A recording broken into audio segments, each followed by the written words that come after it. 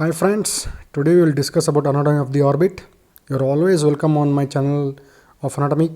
Please subscribe and share videos and comment your feedback and suggestions, and always have a doubt on topics, you please approach me. And today we will focus on anatomy of the orbit. Orbits are a pair of pyramidal cavities containing the eyeballs, its muscles, neurovascular bundle supplying the eyeball, lacrimal apparatus, and orbital pad of fat. And when you see the orbits, each orbit is a four-sided pyramid having an apex, base, four walls: roof, floor, medial wall and lateral wall. And the eyeball occupies only the anterior third of the orbital cavity, not the entire cavity, only the anterior one third of the orbital cavity. You can see there eyeball with the lacrimal gland there, and when you pass the sharp needle from the lateral margin of the orbit, it will go behind the lens. You can see that much is the orbital cavity, pyramidal shaped and cone shaped, you can say. And if you pass the needle from the lateral side, it go behind the lens. So the eyeballs are projecting, they are not completely lying within the cavity, they are projecting from the orbital margins. And coming to the contents, you can see these are the pair of eyeball lying in each orbit. One eyeball in one orbit, you can see there. The extraocular muscles are visible, and when you see the eyeballs, it has three layers: fibrous layer, vascular layer and neural layer. Fibrous layer is formed by sclera and cornea, you can see there. Vascular layer is choroid, neural layer is formed by the retina. Coming to the contents of the orbit, eyeballs are already there, and when we take out, we will see the other contents of this orbit, that is extraocular muscles, optic nerve and other neurovascular structures, lacrimal gland and orbital pad of fat, main cushion for the eyeball. Coming to the boundaries of the orbit, as we already discussed, it is a pyramidal cavity. When you see here, you can see, we are zooming into the left orbit here, you can see the different bones forming the orbital cavity. It's a pyramidal cavity, cone shaped cavity having a orbital margin, apex, roof, floor, medial wall and lateral wall. Medial wall is thinnest, lateral wall is thickest, and medial wall separated from the nasal cavity.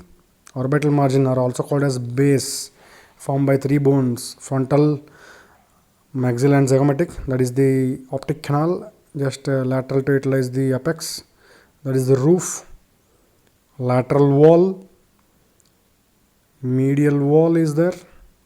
Lateral wall is thickest, medial wall is thinnest. Medial wall is important, it should not be disturbed while doing FES procedure. Floor is there, and you can see the two fissures which connect orbit with the cranial fossa and temporal fossa, infratemporal fossa, trigopadan fossa. They communicate the orbit, and as you can see here, medial walls of the orbit are parallel to each other, separated by an inch. The medial wall of the orbit forms the lateral wall of the nose. So that is, their lateral walls are directed posteromedially, and they meet behind the orbit at a right angle. They are slopy and directed posteromedially. And between medial wall lie the nasal cavity. Height of the orbital margin is around 35 millimeters, whereas width is 40 millimeters. You can calculate the orbital index by these measurements. So you can see here, first coming to this optic canal there, you can see optic canal through which optic nerve and ophthalmic artery enter the orbit, and it is the roof. You can see optic canal is formed by the two roots of the lesser wing of sphenoid and body of sphenoid. It is bounded medially by the body of sphenoid, laterally by the two roots of lesser wing of sphenoid that we have discussed in the previous video on the interior of anterocranial fossa. And what are the structures passing through this optic canal? Optic nerve. Optic nerve, and infralateral to optic nerve you will see ophthalmic artery, one of the terminal branches of intercalated artery, that is the roof, formed by two bones: orbital pad of frontal bone and lesser wing of sphenoid. Lesser ring of sphenoid has the optic canal there, and you can see the most of the roof is formed by the convex orbital plate of frontal bone. It is convex in the anterocrinal fossa, concave part is towards the orbit. You can see anterolateral to the roof, you will see a lacrimal fossa lodging the lacrimal gland. It is a serous gland similar to the parotid, and it communicates with the lacrimal canal and pump and forms lacrimal apparatus. Anteromedial to the roof, you will see a bony process called as a trochlear process and forms a notch. The supratrochlear nerve and artery got their name because of this trochlea, and it forms a pulley around which the superior oblique muscle turns posterolateral to the eyeball and insert behind the equator of the eyeball and helps in the downward movement of the eyeball. So superior oblique muscle winds around this pulley like trochlear notch, and so these are the three features you will observe in the roof of the orbit, that is the optic canal, supratrochlear notch or trochlear notch, and lacrimal fossa. So coming to the next boundary of the orbit, you can see there optic canal and ophthalmic artery. So coming to the next boundary of the orbit, you will see the bones here. Different colored bones are there to emphasize their role and formation, and you can see that is supraorbital fissure. So apex for all measurements is taken between the part of the bone between supraorbital fissure and this optic canal. You can see there for all measurement purposes that is considered as the apex, the point which is shown before. And the floor, coming to the floor is formed by the three bones, that is orbital surface of the maxilla and zygomatic bone, and a small orbital process of palatine bone. You can see there a small dark greenish part there. The dot is designating the orbital surface of the maxilla, whereas the zygomatic forms a small part of the floor there. And one more very small contribution comes from the orbital process of palatine bone. You can see there, yes, that is the orbital process of palatine bone contributing to the floor of the orbit. And within the floor you can see that is there. Within the floor you will see orbital, this infraorbital groove and canal, which will continue as infraorbital foramina. That is the groove there. It will continue as canal, transmitting same named nerves and vessels, infraorbital nerve and vessels. You can see there. It will continue with the orbital foramina on the norma frontalis, paramedian foramina, and lateral to nasolacrimal canal there. And there is a origin of one muscle here, that is inferior oblique muscle, takes origin from this part of the floor of the orbit, inframedial part of the orbit, inferior oblique muscle. It helps in the elevation of the eyeball, whereas superior oblique depression, because they go behind the equator and has the opposite action to their name. Lateral wall is thickest because it has to take the brunt of the masticatory force during chewing, masticatory impact, they have to take that. So lateral wall is formed by these two bones, zygomatic and greater wing of sphenoid. You can see that is the greater wing of sphenoid. So anteriorly zygomatic, posterolaterally you will see greater wing of sphenoid. It is slopy wall directed posteromedially, whereas medial wall is straight parallel to the opposite medial wall. And you can see the small foraminas transmitting zygomaticofacial and zygomaticotemporal nerves, branches of maxillary division of the trigeminal nerve. You can see there, that is the lateral wall. and you will see two fissures related there, and this is the part that is the Whitnall's tubercle, bony projection on the lateral wall below the frontozygomatic suture, Whitnall's tubercle.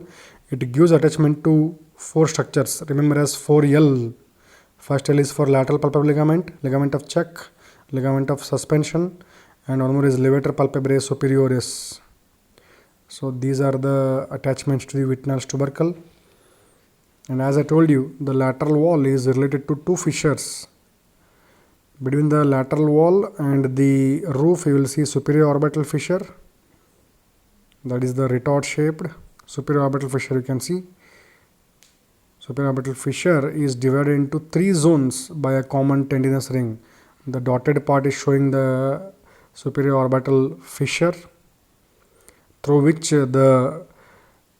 this middle cranial fossa is connected to the orbit, transmitting the nerves, and it is divided into three parts by a common tendinous ring or annulus of Zinn into three parts: superolateral, intermediate, and medial parts, or inframedial part, you can say.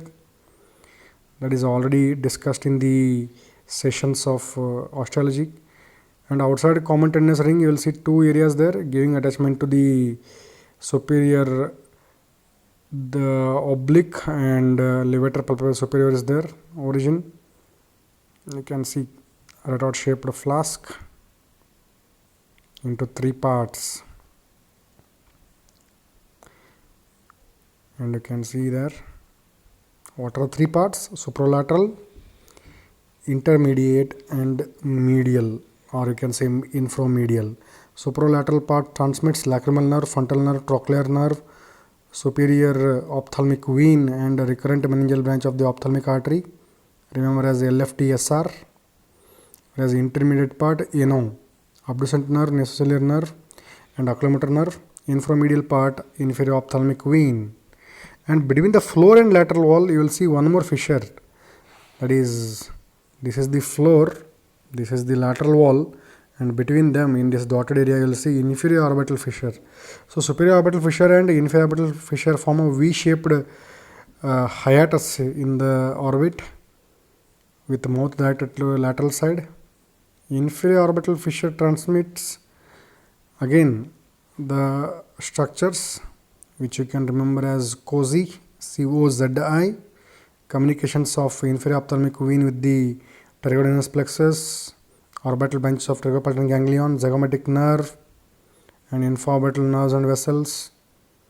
So these are the structures passing through inferior orbital fissure. And coming to the medial wall, the thinnest, and is formed by four bones.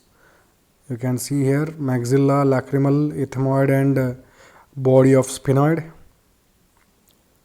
You can see this greenish thing, it is frontal crust of maxilla, grey color is lacrimal, this little brown is ethmoid, and behind dark grey is body of sphenoid there. So medial wall is thinnest, whereas lateral wall is thickest and strongest, you can say. And what are the features you see in the medial wall? I already told you medial wall is thinnest, and it separates the orbital cavity from the nasal cavity, formed by four bones. So roof by two bones, floor by three bones, lateral wall by two bones, and again medial wall by four bones. You can remember as 2, 2, 3, 4 in a clockwise direction. Roof, lateral wall, floor, and medial wall. And you can see what you see in this one. You will see lacrimal fossa lodging the lacrimal apparatus, lacrimal pump, and lacrimal canal. The anterior lacrimal crest, it is a part of maxilla. Posterior lacrimal crest is a part of lacrimal bone. So it is between these two crests. Anterior lacrimal crest is a part of maxilla. Posterior lacrimal crest is a part of lacrimal bone itself. Lacrimal bone is thinnest. It is papery. And you will see anterior and posterior ethmoidal foramina in the medial wall transmitting the same named structures. That's why during FES procedures to approach the sinuses and all, you should be very careful.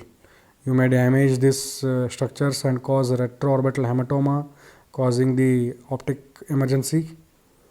And coming to the base of the orbital or orbit, you can see orbital margin, it is formed by three bones.